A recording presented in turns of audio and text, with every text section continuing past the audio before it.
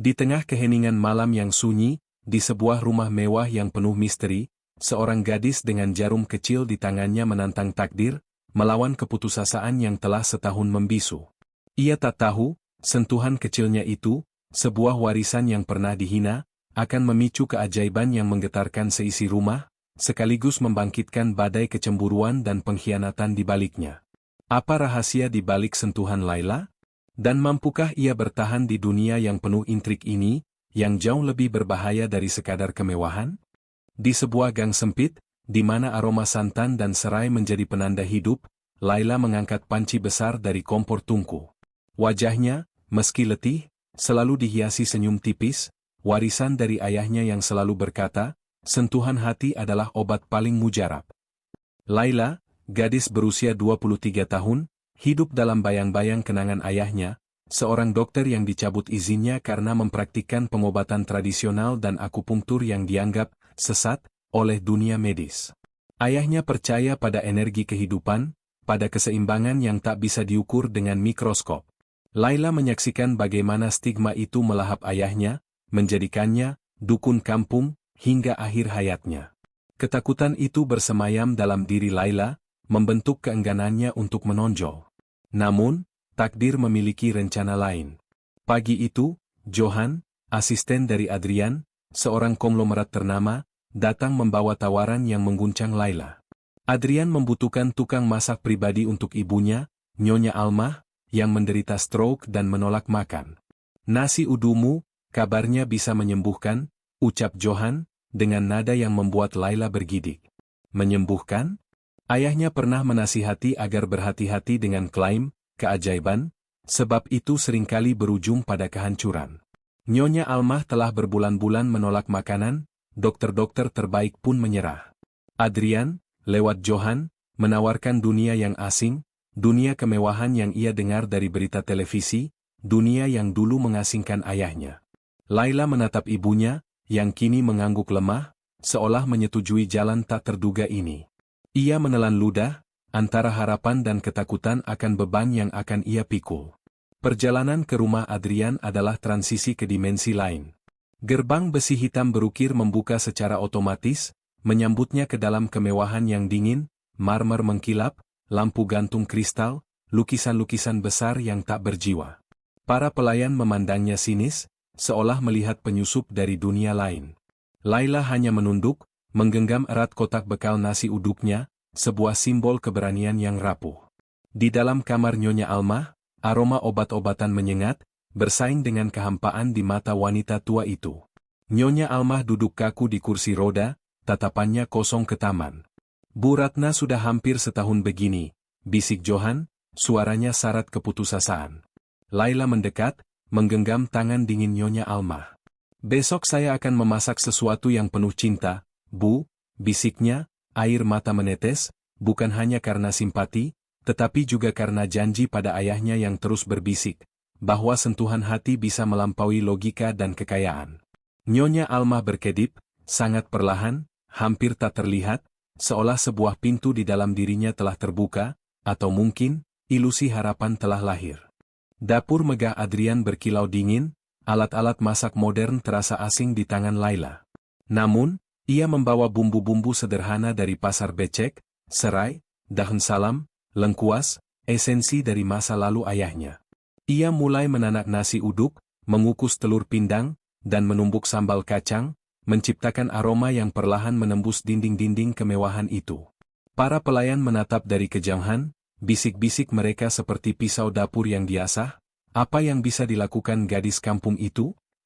Namun, aroma nasi uduk yang menguar, seperti kenangan masa kecil, membuat Johan pun berhenti sejenak, menghirupnya dengan mata terpejam, seolah terhubung dengan sesuatu yang telah lama hilang. Laila membawa nampan berisi nasi uduknya ke kamar Nyonya Almah. Kepala wanita tua itu sedikit bergerak, hidungnya mengendus, matanya yang kaku bergetar. Laila menyuapi sesendok kecil. Bibir Nyonya Almah terbuka, sangat perlahan, mengunyah, bahkan menelan. Air mata Laila menetes tak tertahan. Adrian berdiri di pintu, matanya membelalak tak percaya. Dokter pribadi keluarga tampak kebingungan, logika medisnya runtuh di hadapan keajaiban sederhana ini. Namun, di balik kelegaan, terbersit kilatan perhitungan di mata Adrian.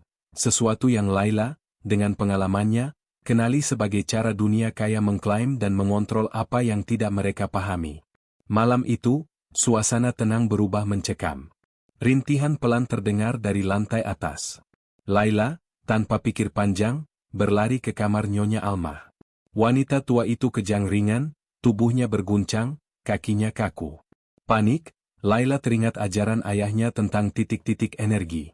Dengan tangan gemetar, ia mengeluarkan jarum tipis, warisan terakhir ayahnya, yang selalu ia sembunyikan. Bismillah, bisiknya, menusuk satu titik di telapak kaki Nyonya Almah, lalu satu lagi di bawah lutut. Ia berdoa, berharap ini bukan hanya ikhtiar, tapi juga pembuktian atas warisan ayahnya yang telah lama diremehkan. Beberapa menit dalam sunyi, lalu tangan Nyonya Almah menghangat. Bibirnya bergerak, nyaris tak terlihat. Nasi uduknya, bisik Nyonya Almah.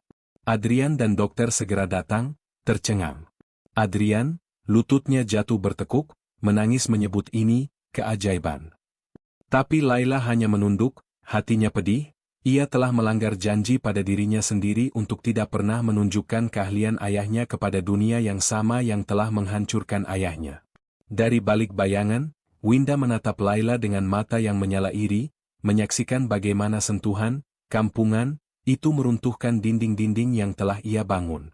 Setelah kejadian itu, Laila dipanggil ke ruang kerja Adrian. Lampu hangat, wangi kopi mahal, dan pandangan mata Adrian yang tajam terasa seperti interogasi.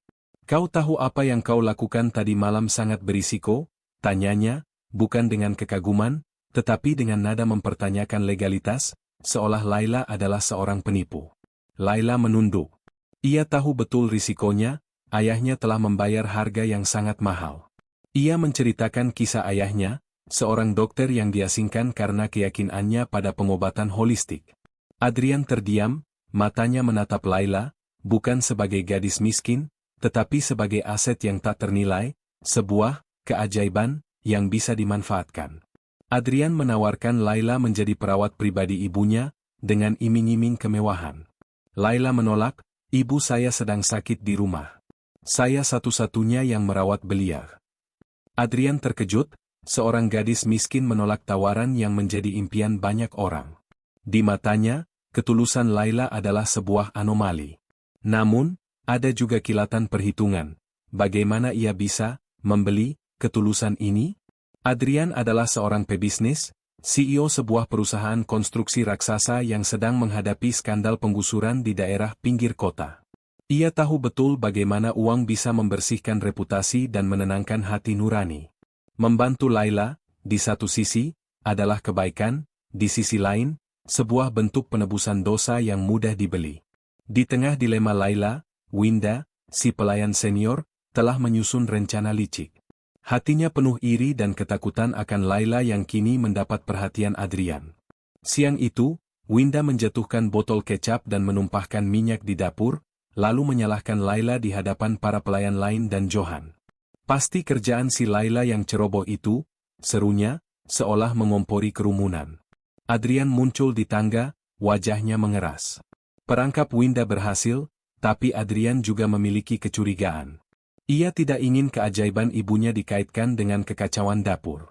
Adrian mencurigai ada lebih dari sekadar kecerobohan Laila, tapi ia juga melihat Laila sebagai masalah yang berpotensi merusak citra keajaiban yang baru ditemukan. Akhir bab ini Laila dihadapkan pada situasi di mana ia harus mempertaruhkan reputasinya, dan mungkin nasibnya, dalam rumah yang penuh intrik ini. Adrian memanggil semua pelayan ke ruang tengah. Di depan layar besar monitor CCTV dapur, ia memutar rekaman siang tadi. Terlihat jelas, Winda masuk ke dapur, menjatuhkan botol, menyebar minyak, dan berakting seolah terkejut. Suasana mendadak sunyi, semua mata tertuju pada Winda yang kini membeku, wajahnya pucat pasi. "Jika kamu pikir aku tidak mengawasi rumah ini, kamu salah," kata Adrian dingin. Winda mencoba membela diri, tapi Adrian mengangkat tangan. "Mulai malam ini kamu keluar dari rumah ini. Tidak ada tempat untuk pengkhianat." Kata-kata itu menusuk, bukan hanya untuk Winda, tetapi juga bagi Laila. Ia menyadari bahwa kekuasaan Adrian, seperti pisau bermata dua, mampu menghancurkan sama cepatnya dengan membangun. Hatinya terasa berat, semakin besar sinar yang ia bawa, semakin besar pula bayangan yang mengikutinya. Laila menyaksikan semua itu dengan mata nanar. Ia tahu bahwa meskipun Winda dipecat, intrik di rumah mewah ini tidak akan pernah hilang. Nyonya Almah, yang kini mulai menunjukkan tanda-tanda pemulihan, justru kembali kehilangan nafsu makan saat Laila tidak ada. Makanan dari koki pribadi terasa hambar, tidak ada rasa ketulusan dan cinta, seperti yang Laila berikan. Adrian mulai frustrasi. Uang, koneksi, dokter terbaik sekalipun, tak mampu membeli esensi yang Laila bawa.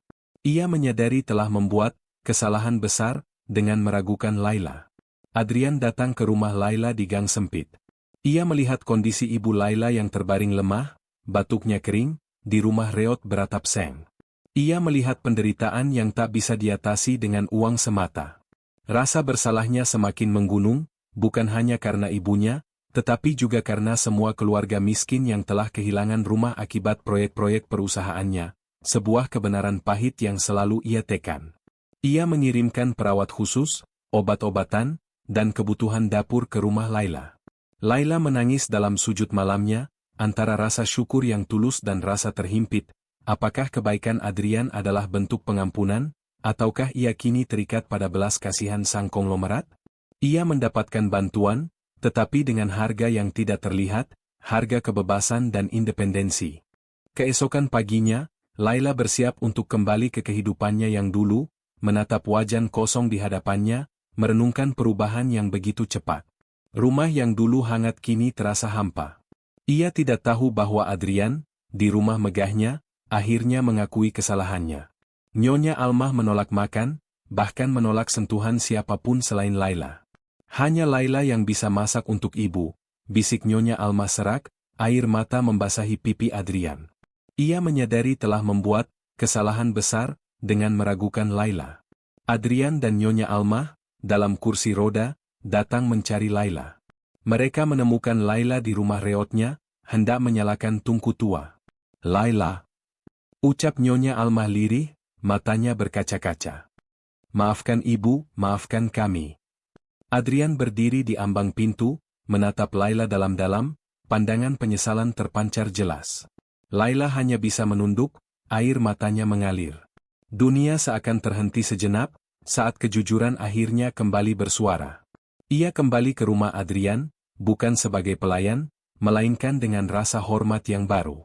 Nyonya Almah, yang kini lebih tegak, memberikan Laila sebuah gelang emas tua dan sepucuk surat, meminta Laila menjadi bagian dari keluarga mereka. Kamu bukan sekadar tukang masak, ucap Adrian, suaranya kini lebih lembut. Kamu adalah jawaban atas doa yang tak pernah ibu tahu telah ia panjatkan. Kami ingin kamu tetap di sini, sebagai bagian dari keluarga kami. Bukan karena kasihan, tapi karena ketulusanmu. Laila menatap wajah Adrian, yang kini tampak lebih manusiawi, namun tetap menyimpan bayangan kompleksitas dunia yang diwakilinya. Ia mendapatkan tempat, keluarga, dan cinta yang tumbuh bukan dari harta, tetapi dari rasa saling memahami, menyembuhkan, dan menerima. Namun, di balik kebahagiaan itu, tersembunyi dilema baru.